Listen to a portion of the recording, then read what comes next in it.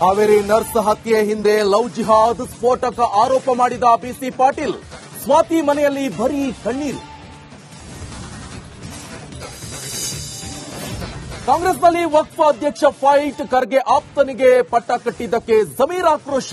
CM ಸಂಧಾನ ತಿರಸ್ಕರಿಸಿದ AICC boss.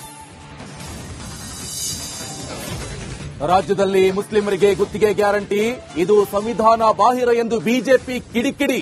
ಸರ್ಕಾರದ ನಡೆ ಸಮರ್ಥಿಸಿಕೊಂಡ ಡಿಕೆಶಿ. ಹೊನ್ನಾಳಿ ಪುರಸಭೆಯಲ್ಲಿ ಮಾರಾಮಾರಿ. ಮಾರ್ಕೆಟ್ ಟೆಂಡರ್ ವಿಚಾರದಲ್ಲಿ ಸಂಘರ್ಷ. ಪುರಸಭೆ ಕಾಂಗ್ರೆಸ್ ಸದಸ್ಯರ ಮಧ್ಯೆ ಹೊಡೆದಾಟ. Justice for Soujanya. ರಿಪಬ್ಲಿಕ್ ಕನ್ನಡದಲ್ಲಿ ಮಹಾವರದಿ. ಸೌಜನ್ಯ ಸತ್ಯದ ಇಂಚಿಂಚು ಅನಾವರಣ. ಸಂಜೆ 7 ಗಂಟೆಗೆ ಮತ್ತೆ ಪ್ರಸಾರ.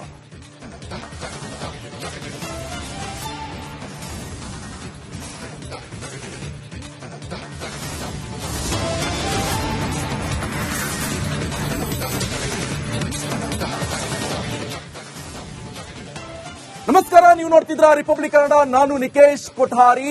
ಸ್ಮಗ್ಲಿಂಗ್ ಸುಂದರಿಯಿಂದ ಡಿಆರ್ಐ ಅಧಿಕಾರಿಗಳ ವಿರುದ್ಧವೇ ಈಗ ಗಂಭೀರ ಆರೋಪ ಕೇಳಿ ಬರ್ತಾ ಇರುವಂತೆ. ಇದು ರಮ್ಯಾರಾವ್ ಮಾಡ್ತಾ ಇರುವಂತ ಆರೋಪ. ಇದು ಡಿಆರ್ಐ ಅಧಿಕಾರಿಗಳ ವಿರುದ್ಧ ತಿರುಗಿ ಬಿದ್ರಲ್ಲ ರಮ್ಯಾರಾವ್. 10 ರಿಂದ 15 ಬಾರಿ ನನ್ನ ಮುಖಕ್ಕೆ ಹೊಡೆದು ಹಲ್ಲೆ ಮಾಡಿದ್ದಾರೆ. ಡಿಆರ್ಐ ಅಡಿಷನಲ್ ಡೈರೆಕ್ಟರ್ ಜನರಲ್ಗೆ ರಮ್ಯಾ ಪತ್ರ ಬರೆದಿದ್ದಾರೆ. ಪರಪ್ಪನ ಅಗ್ರಹಾರ ಜೈಲು ಅಧೀಕ್ಷಕರ ಮೂಲಕವೇ ಈ ಲೆಟರ್ ಹೋಗಿರುವಂತದ್ದು. ನಾನು ಅಮಾಯಕಳಾಗಿದ್ದು ತಪ್ಪಾಗಿ ನನ್ನ ಮೇಲೆ ಅಪವಾದ ಹೊರಿಸಲಾಗಿದೆ. ಮಹಜರ್ ಮಾಡಿಲ್ಲ ಮತ್ತು ಯಾವುದೇ ಸರ್ಚ್ ಕೂಡ ಮಾಡಿಲ್ಲ. ಅಧಿಕಾರಿಗಳು ಕೆಲವು ಪ್ರಯಾಣಿಕರನ್ನ ರಕ್ಷಣೆ ಮಾಡಿ ನನ್ನನ್ನ ಈ ಪ್ರಕರಣದಲ್ಲಿ ಸಿಲುಕಿಸಿದ್ದಾರೆ.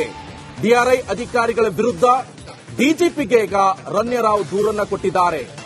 ಆ ಲೆಟರ್ ಕೂಡ ನಾವು ನಿಮಗೆ ತೋರಿಸ್ತಾ ಇದ್ವಿ. ಇದು ಪರಪ್ಪನ ಅಗ್ರಹಾರ ಜೈಲು ಅಧೀಕ್ಷಕರ ಮೂಲಕವೇ ಈ ಒಂದು ಲೆಟರ್ ಅನ್ನ ಕೊಟ್ಟಿರುವಂತದ್ದು. ಯಾರಿಗೆ? ಡಿಆರ್ಐ ಅಧಿಕಾರಿಗಳ ವಿರುದ್ಧ ಡಿಜಿಪಿಗೆ ರಮ್ಯಾರಾವ್ ದೂರಿದು. ನಿಮಗೆ ಹೆಚ್ಚಿನ ಡೀಟೇಲ್ಸ್ ಅನ್ನು ಕೊಡ್ತಾರೆ ನನ್ನ ಕಲೀಗ್ ಮಾದೇಶ್ ನೇರ ಸಂಪರ್ಕದಲ್ಲಿ ಜಾಯ್ನ್ ಆಗಿದ್ದಾರೆ. ಮಾದೇಶ್, ಡಿಆರ್ಐ ಅಧಿಕಾರಿಗಳು ಜೊತೆಗೆ ರಮ್ಯಾರಾವ್ ನಟಿ, ಸಾಕಷ್ಟು ಹೈ ಪ್ರೊಫೈಲ್ ಕೇಸ್. ಏನೇ ಆಗಲಿ ತನಿಖಾಧಿಕಾರಿಗಳು ಏನೇ ವಿಚಾರಣೆ ನಡೆಸ್ತಾ ಇದ್ರು ಕೂಡ ವಿಡಿಯೋ ಶೂಟ್ ಮಾಡಿಕೊಂಡು ತನಿಖೆಯನ್ನು ನಡೆಸ್ತಾರೆ. ಇಂಥ ವಿಡಿಯೋ ಶೂಟ್ ಮಾಡಿಕೊಂಡು ತನಿಖೆ ನಡೆಸ್ತಾ ಇರುವಂತ ಸಂದರ್ಭದಲ್ಲಿ ಇಷ್ಟೊಂದು ಗಂಭೀರ ಆರೋಪ ಮಾಡ್ತಾ ಇರುವಂತದ್ದು, ಇದು ಡಿಆರ್ಐ ಅಧಿಕಾರಿಗಳಿಗೆ ಎಫೆಕ್ಟ್ ಆಗುವಂತ ಸಾಧ್ಯತೆ ಇದೆಯಾ? ಸದ್ಯ ಈ ಡೀಟೇಲ್ಸ್ ಏನು ಲಭ್ಯವಾಗ್ತಾ ಇದೆ?